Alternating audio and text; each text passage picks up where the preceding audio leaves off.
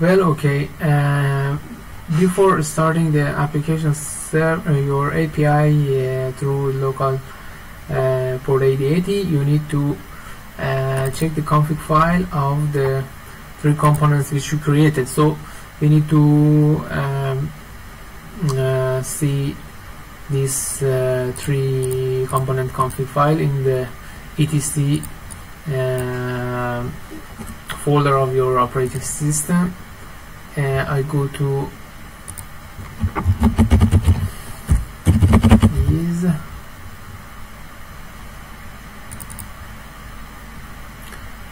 Okay, first of all we check the one by one the gateway bridge. Also, of course, there are other settings you can add to this config file, but for a beginning of your work, this is the simplest config file which you can create for your LORA backend server. So as you can see, first your backend type must be defined in systemctl UDP, and these ports should be defined. Also in your gateway you have to put it in packet forwarder mode and forward the packets to the local host port 1700, which is it should be the same as this port. And then other configurations which is shown here. You can see it should be the integration and the type of the payloads which you want to have, and also the MQTT which you need to connect to the application server and also the network server. And then the region that you have, you need to define it based on the region that you want to run this backend server. Then for the network server, you have to show the you have to put the Postgres database, and its path here should be with the user, and this configuration, this line should be here. And then the network server band defined as here, and the network server API, this is for the network server, should be on port 8000. And then we need the MQTT backend for the backend as a component to connect to your gateway here. And then sorry, for connecting the gateway to your network server, this backend uses the MQTT protocol, but for communication between the network server and application server, it uses the RPC protocol. And this configuration, the topic, and the port which MQTT should be run, and you can also secure it by using these parameters. And also this which there are some explanation which I don't explain all of them due to the time. Okay, then for the application server also we have again we should put the path of the PostgreSQL, and then there is a secret key to access the API. I will show you at the end of this tutorial where we use this on our API. And then just this. In the application server, we just have this as a necessary configuration. Okay, now I'm going to enter the login page. Okay, now we need to define some parts here. First of all, we need to add our network server here. I had previously defined one, but again, to show you very fast, I will go to this menu. In general, put any name that you want, and then this is the port which you defined in your configuration file, which I will show you. There should be localhost this port 8000, and then if you have a gateway discovery, you can check this box. If not, no. And you can also define some security mechanisms such as TLS certification here. No, we don't have anything for our my current network server. I will show you this configuration. We don't have anything, just a name and the localhost 8000 port. Then we need to go, after saving this network, we have to go to you can, for example, define a organization here, and then you can you need to add a service profile. Here I go again through these steps here. Okay, we defined a network server, we defined organization, and then we need to create a service profile here. Service profile I defined previously here, but I show you to create a new one. What should we do? For example, the service profile related to the gateway, so we can put a name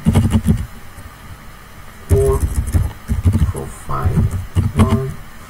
We should choose our previously defined network server, and then if you need more detail about your packet, your metadata, you have to check this one, and then if not, refuse it. But most of the time they use the SNR or other parameters of the gateway, so we check this box. And then enable the network geolocation if you need some parameters about the geographical situation of your device. You can check this, or if you have a gateway which send its the geographical places of the nodes. As a device frequency status,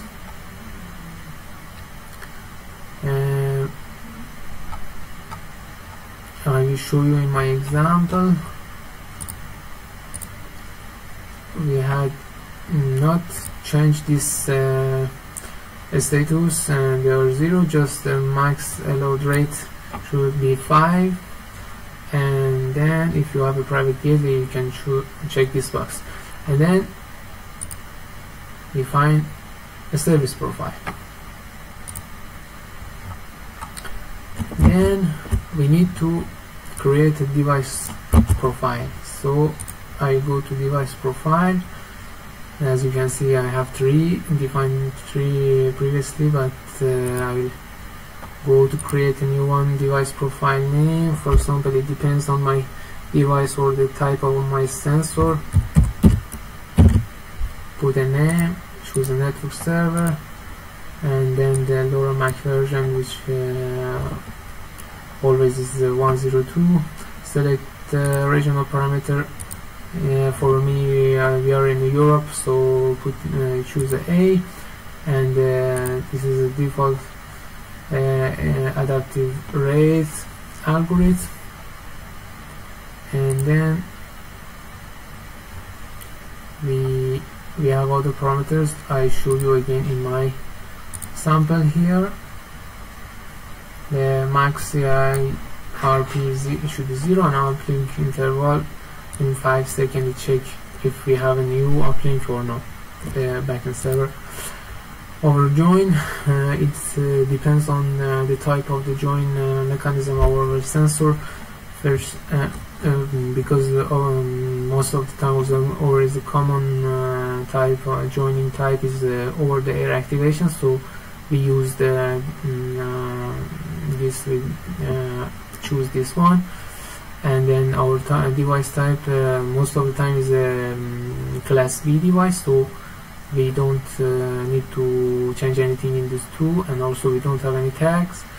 So okay, and also for the codec, it depends on your the payload of your that you need. So if you need the payload of the specific sensor, for example, we have the LHD 65 sensor, so we choose the decoder function here. We have to put our JavaScript function here to as a custom JavaScript codec function. We choose this, and then we put the codec of which the company of that sensor produced. We should put it here, and then we need to save the device profile. So if you have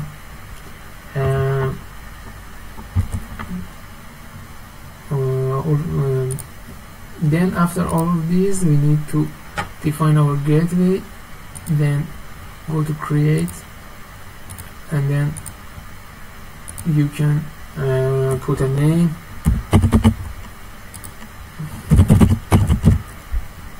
and then the gateway ID you can generate it randomly, and also if you have to define it to your gateway. If your gateway is physical, you need to put it take it from your device directly, and put the gateway ID or in the gateway UI here directly. Then choose the network server, and then the service profile which I created before, I have to use it here. And then if I had any gateway profile, which I don't have, because the gateway profile uses when you have a lot of gateways and you want to put the profile for all of them, use the profile for all of them. I mean, the gateway discovery can be enabled, we don't need it. And also the place of your gateway, you should choose it in this map, and then create a gateway finally. In other parts we don't have any specific thing to change, so I will go to here to my gateway. I will show you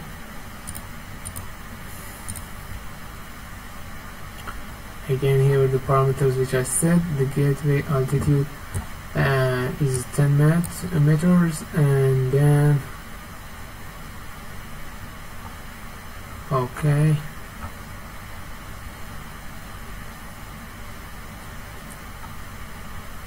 now we need to go to the application and define a new application and devices like TTN console, if you had experience to work with that. Okay, now here we need a new application. APP description, everything that you want, and also the service profile which you had created before. Create an application. Okay, I had defined this one, then you need to add your I defined this one, so I need to add the devices. The devices, create device name, description, the UI, if you had it is real sensor, you need to copy the UI from your device and put it here, and as a device profile you need to choose the define device profile which you created. Also, if you for example, this is important, I mean, because if you choose this, for example, device profile, it uses the codec or the decoder function which you defined in your device profile previously, which I showed you here. So it is so important to which device profile you use, or define a proper device profile. So, and we create a device, and then the keys. This is the application key I generated randomly, and also the activation is not active because the server, the gateway hasn't sent any packets yet to the LORA backend server. And then now these two menus I will show you after I run the gateway. We can see what will happen. Okay, from the previous one which I had defined previously, I will show you the device. Okay, let's start.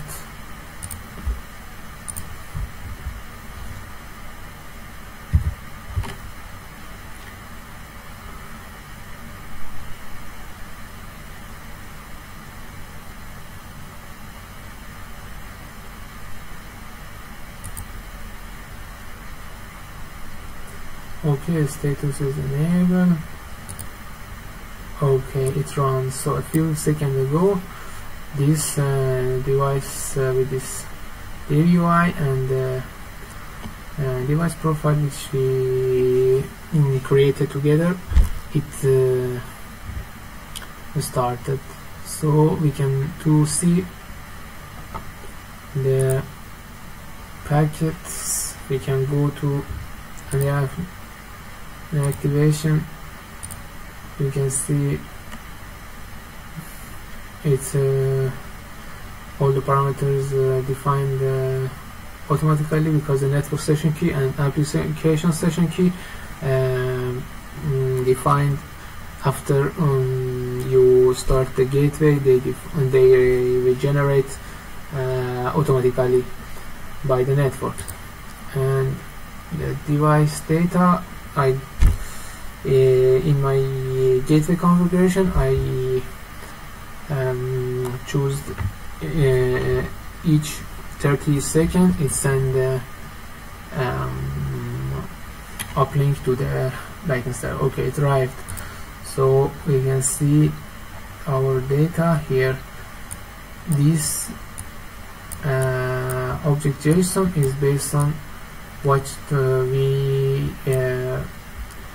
JavaScript decoder which we defined in our device profile in previously I showed you. Okay, and these are the parameters, and this RX info is related to the gateway metadata which I showed you. If you want you can check it, or if you don't need this data you can uncheck this to be shown in your payload. Also, we have a LoRaWAN frames here. If you want to see the LoRaWAN frame, it has more details about the packet or the payload that you have. Not the payload, but just the MIC, the specific parameters which related to the MAC commands. And then I want to show you again to restart the Okay, the gateway to show you the join request and the join accept, which you can see here. Again, they assigned to the sensor, you can see, and this is the uplink. Okay, then we define the gateway application on your device, and you can see the payloads here. And finally, we can have the API to use this data from this backend server to another places if you want to integrate them, or you can use them in another platforms, APIs, website, web pages, web APIs.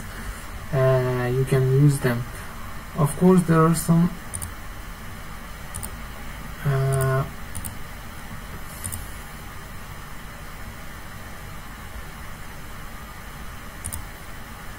integrations here that you can use in application, in your application, and the integrations part. You can use this in predefined integration, and you can add them to your LORA server. And then we go to